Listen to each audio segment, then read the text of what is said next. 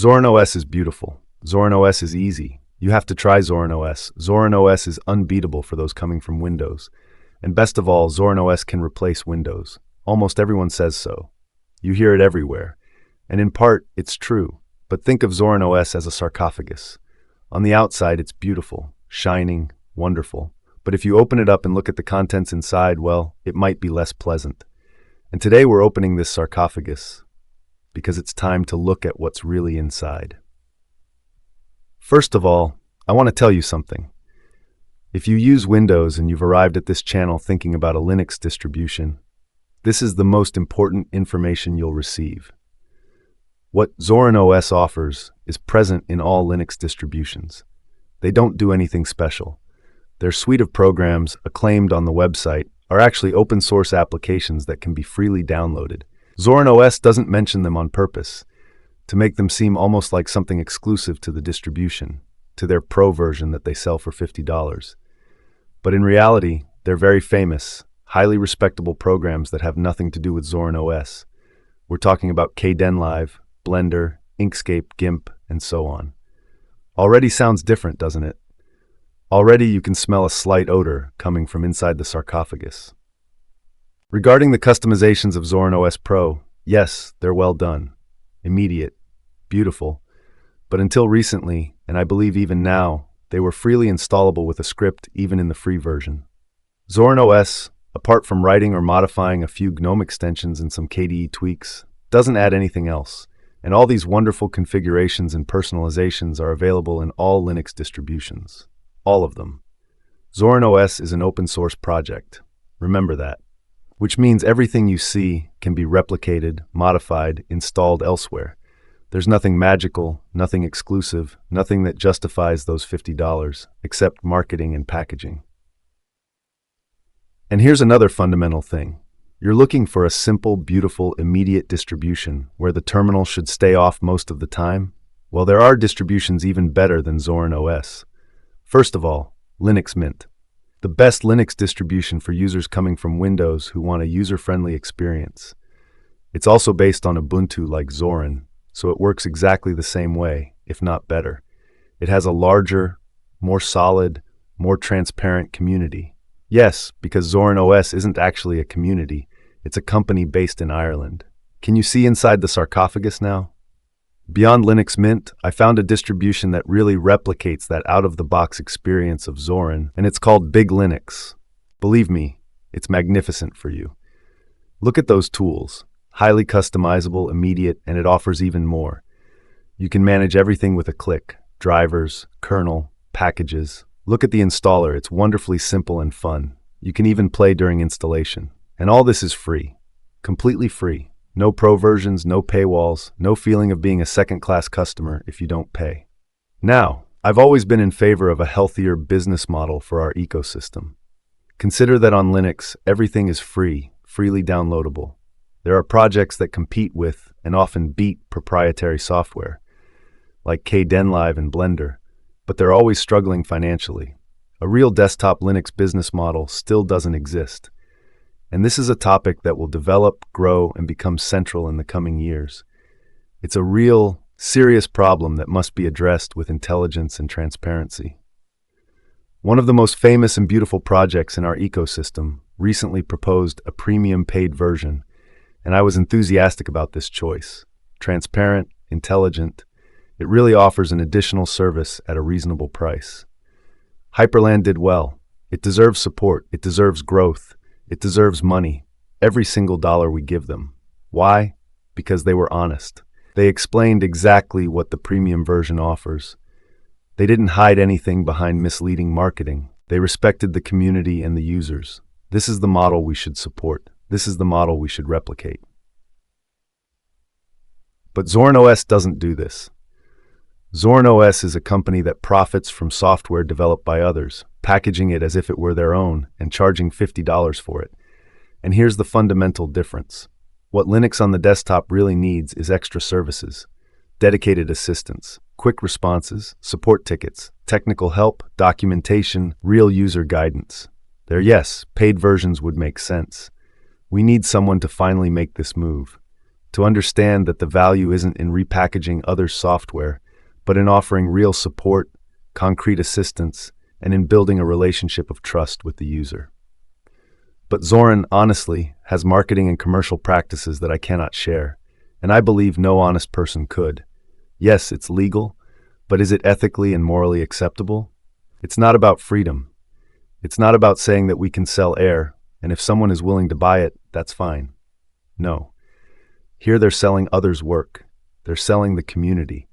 They're selling projects that have years of hard sacrifice and development behind them, made for free software. Is this ethically acceptable? When I see Kdenlive, a magnificent project developed by a passionate community that often works without compensation, repackaged inside Zorin OS Pro and presented as an advanced video editor without even mentioning its name, I wonder, where's the respect? Where's the recognition? Where's that transparency that should be the foundation of every open source project? When I see Blender, one of the most powerful 3D software in the world, developed by a foundation that survives on donations, sold as part of a professional-grade creative suite for $50, without Zorin contributing a single line of code, I feel mocked. Not for me, but for those developers, for that community, for that immense work that gets appropriated and monetized by others. And don't misunderstand me. I'm not against profit. I'm not against paying for software. On the contrary, I firmly believe developers should be paid. Work must be compensated. Economic sustainability is fundamental. But there's a right way and a wrong way to do it. There's a transparent way and an opaque way. There's a way that respects the community and a way that exploits it. If Zorin OS had said, look, we take this open source software, we configure it perfectly for you, we offer you dedicated support, priority assistance, we follow you step by step in your migration from Windows, and for this we ask $50, I would have applauded. That would have been an intelligent business model. That would have offered real value. But that's not what they do. They take others' software, put a theme and 4 extensions on top, hide it behind aggressive marketing that never mentions the real authors of that software, and sell it as if it were their own exclusive creation. And the saddest thing is that this approach works. It works because those coming from Windows don't know. They can't know. They're in good faith. They see a polished website, glowing reviews, gorgeous screenshots, and they think, wow, this is a serious distribution. This is worth my money. They don't know that everything they see is available for free elsewhere. They don't know that those professional programs are the same ones they can install on any other distribution. They don't know they're paying for something they could have for free with the same quality, if not better. And here we return to the sarcophagus. Beautiful on the outside, but inside there's only what's everywhere else. Only they've packaged it better, sold it better, hidden it better, behind a veneer of exclusivity that doesn't exist. And this, for me, is the real problem with Zorin OS. Not what it does technically, which is decent, but how it does it, how it presents it, how it sells it. Our ecosystem needs sustainable business models. It needs people to pay for the software they use. It needs to grow economically. But it must do it the right way, with transparency, with honesty, with respect for those who create the software and for those who use it. Hyperland showed us it can be done. Other projects are trying.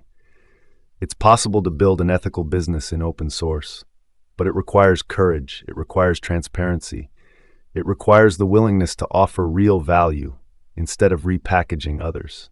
So if you come from Windows and you're looking for a distribution, please look beyond the shining sarcophagus. Look at Linux Mint. Look at BigLinux. Look at Fedora. Look at OpenSUSE. Look at Debian. Oh God, I'm saying it. Rather than Zorin, just install Ubuntu. All of them offer you the same experience, if not better, for free, with larger, more transparent, more honest communities. And if you want to financially support the Linux ecosystem, and you should, donate directly to the projects you use. Kdenlive, Blender, GIMP, Inkscape. They deserve your money. They created what you use. They're the ones who make Linux what it is. Not the company that simply put them in a package and resold them under a different name. If we really want to support a distribution, let's support a real distribution. Any distribution governed by a community of users or developers. Companies are not supported. Companies sell products. They sell goods. And if you pay for that good, you're paying for a good that must have added value.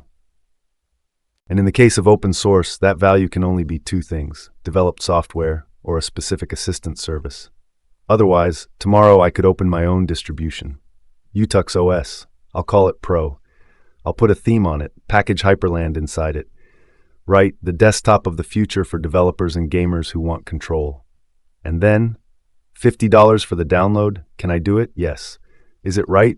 I don't think so. Is it right to advertise it and give it space? Absolutely not. It's not credible. It doesn't give credibility to our ecosystem. The truth is, we're still not there yet on the desktop side. And here I want to add something important. Many act in good faith. We talk through myths, through legends sometimes. Some don't think deeply about things. They act with sincere honesty. I understand that. I respect that. But the fact remains, I myself, with 10,000 subscribers, was contacted by Zorin OS through a private email. To the marketing guy who filled out the contact form on my site and found written, "I don't accept any type of sponsorship, not even $1 million. Think about that for a moment. If you find a YouTuber who writes something like that, and you're promoting a company that makes money with Linux, think 100 times before contacting them.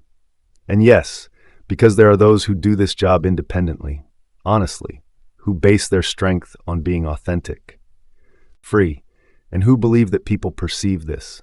And if I've reached almost 20,000 subscribers using a synthetic voice, well, do the math. Intellectual honesty pays. Forget about sponsors. The day I accept a sponsor, this channel will die. Because that's the promise I made to myself and to those who follow me. To always say what I truly think, without filters, without compromises, without someone paying me to say things I don't believe. Yes, Zorin uses aggressive commercial practices, even among YouTubers, I believe. But not everyone is a sellout.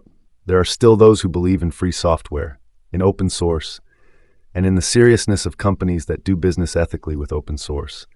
And when I say seriousness, I mean transparency. I mean respect. I mean honesty toward users and toward the community that created the software they resell. In the past, I did an analysis on the transparency of Linux distributions, examining the public availability of budgets, governance, community, and code development. You know where Zorin was? In last place. Last. Where are the budgets? Where are real contacts? Where are the names of the developers? Where are the organizational charts? Where is information about project governance? Where is anything beyond that website, which doesn't even say open source? Are we joking? We have projects like Gen 2 that publish the transcripts of all meetings, all of them, even those from 10 years ago. You can find everything. Every single decision, every single debate, every single vote. We have Debian, with democratic governance documented in minute detail. We have Fedora, where you can see who works on what, who decides what, how decisions are made. And we accept giving $50 to Zorin OS? No, sorry. I cannot accept that. I cannot accept that in an ecosystem founded on transparency, on sharing, on open code and open decisions, there's a company that operates in the shadows, a company that doesn't say who its developers are, that doesn't publish its budgets, that doesn't explain how decisions are made, that doesn't even have a public contact email address. This isn't open source.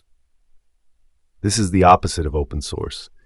This is taking open code and closing it inside a commercial black box where you can't see what's happening, who decides, where the money goes. That said, can you understand that $50 for the pro version of Zorin OS is equivalent to spending $50 for a liter of tap water, bottled with a beautiful label, from a source that isn't public at all, but belongs to a community that distributes water freely? That's exactly what it is. You're paying for something that's already yours, already available, already free. Just because someone packaged it better and convinced you that the packaging is worth $50. The water is the same. The software is the same. Only they put a shiny label on it and sold it to you as if it were something exclusive, premium, special.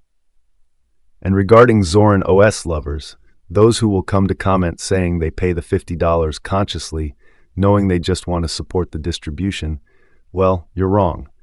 You should say, I pay $50 knowing I want to support the Zorin OS company.